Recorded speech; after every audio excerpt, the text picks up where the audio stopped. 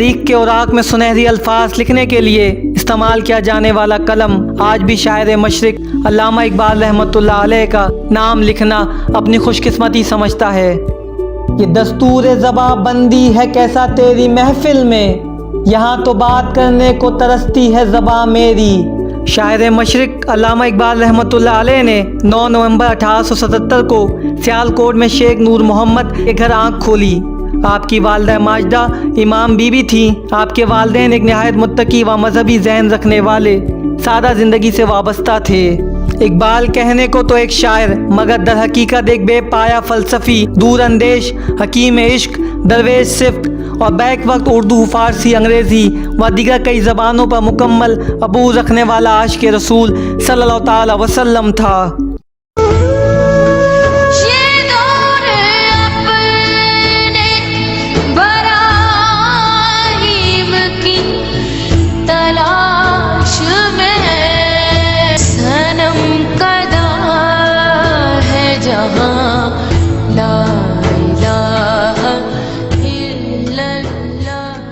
علامہ اقبال رحمۃ اللہ علیہ نے تعلیم اسکاچمرے، ٹرینٹی کالج و کیمبرج یونیورسٹی جیسی اعلیٰ تعلیم گاہوں سے F A, P H D سمیت دیگر تعلیمات حاصل کی۔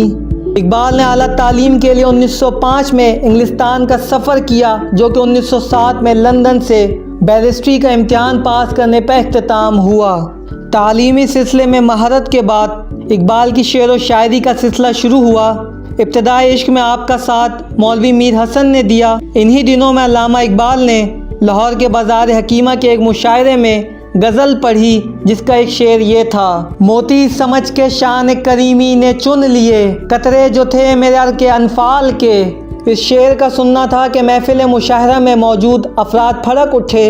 اسی وقت محفل میں موجود مرزا ارشد گرکانی نے یہ پیشگوئی کی کہ یہ امام غزل اقبال مستقل کے عظیموں میں سے ہوں گے۔ احکر بیاری نے بھی حیات اقبال کے وہ رخ پیش کیے جو ذات اقبال کا درست ادراک کر سکیں۔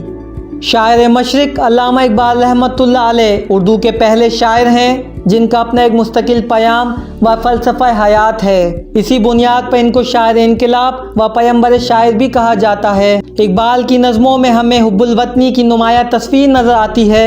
ان کی جن نظموں میں ہمیں حب الوطنی و امت مسلمہ کو دعوت عمل کا درس ملتا ہے، ان میں ہندوستانی بچوں کا قومی گیت، ترانہ ہندی، وطنیت و ہلال عید سمیت شاعری کے 4 مجموعے بانگ درا، ضرب کلیم، بال جبریل اور ارمغان حجاز شائع ہوئے۔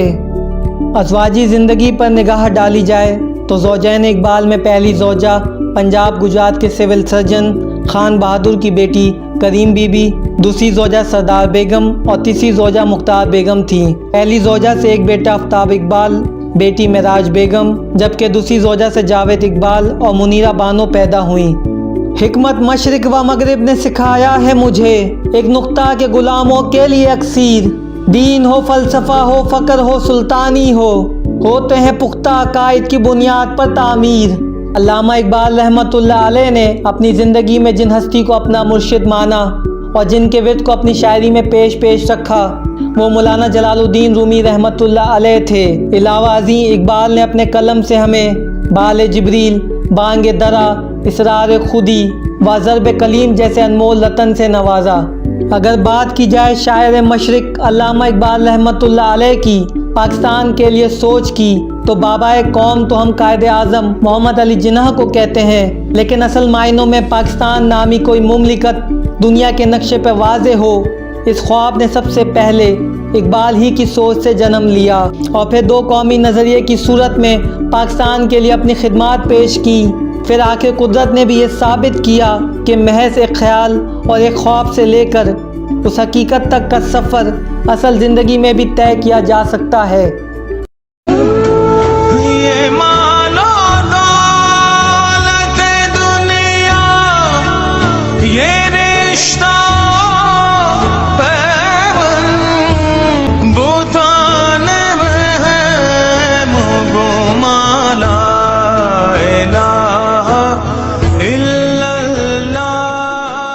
علامہ اقبال رحمۃ اللہ علیہ اپنی زندگی میں اس قدر خوش طبع انسان تھے کہ زندگی میں ملاقاتوں کا سلسلہ جاری رہتا۔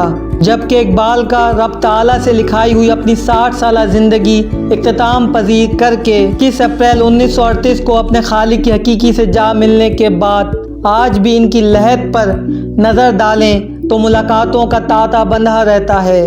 شاعر مشرق علامہ اقبال رحمۃ اللہ علیہ کا کلام مسلمانوں اور خاص کر کے نوجوانوں کے لیے ایک نوشتہ دیوار ہے۔ کاش موجودہ دور میں علامہ کے پیام کو مشعل راہ بنا کر ہم اپنے دین کی بلندی کے لیے جدوجہد کریں۔